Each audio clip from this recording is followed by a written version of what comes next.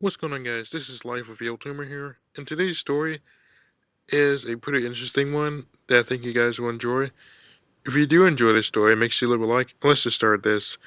This story takes place when I was 9 years old. This is a childhood story, and this happens a month after my house got caught on fire and my grandparents moved to an apartment. And my day started as normal.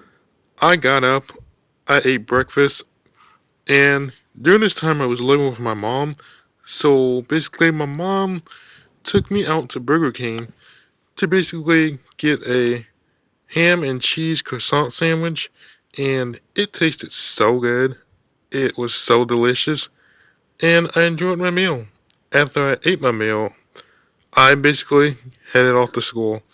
And school was normal, no complaints there.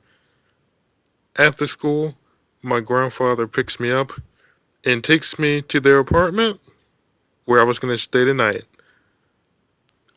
When I got there, dinner was being prepared. I was going to have pork chop, some rice, and vegetables. And that was good too. Like, I had no complaints. I thought nothing could go wrong at this point. And after dinner was over, I basically went to my room, basically put my pajamas on, and I went to sleep at this point because the night was over.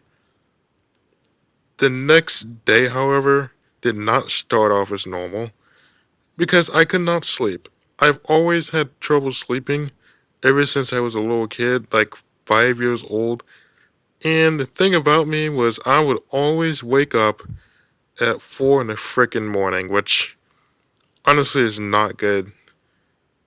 And my grandparents would always tell me to go back to bed, but on this certain day I just could not sleep. I was just making noise and just being loud, and my grandfather heard that, so he took me to his room so I can just lay down and just kind of calm down and be quiet. And I actually laid in my grandparents' bed for a total of 4 more hours. And those 4 hours went by. It was pretty much 8 o'clock at this point, and I don't know why I did this, but my phone was near me, and I opened up my phone. It was a flip phone, it was not an iPhone. And I start calling 911, which is a stupid thing to do. And I made up this huge lie that I was trying to find my grandparents that need help. And I was on the phone for a total of 25 minutes, but then the 911 operators was like, "What's going on down there?" And I didn't say anything. But then I hung up. The operators actually called my grandmother and was like, "Did he call 911?" That was what my grandmother said to the operators. My grandmother was talking about me. And basically, my grandmother hung up, and my grandfather called me into the kitchen. And when I got there, he was like, "Give me your phone," which I did because I had no choice, because I knew that I was in trouble. My grandfather was like, "Why would you call 911?" And I told him that I needed help, and then he was like, "What do you need help with?" And I wouldn't even say anything at all. I didn't know what to say. Because I know I was in trouble. I called 911. I know I shouldn't have done it. And basically, my phone got taken away for an entire month. And after my phone was taken away, I just ate breakfast and pretty much enjoyed living life with no phone. And a month later, I ended up getting my phone back.